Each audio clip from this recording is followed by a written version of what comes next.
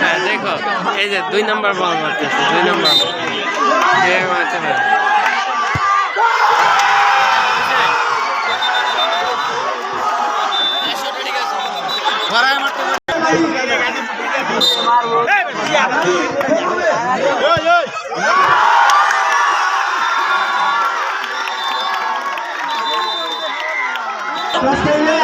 আপু দেখো বল মারবে বল মারতেছে এখনই মেরে দিবে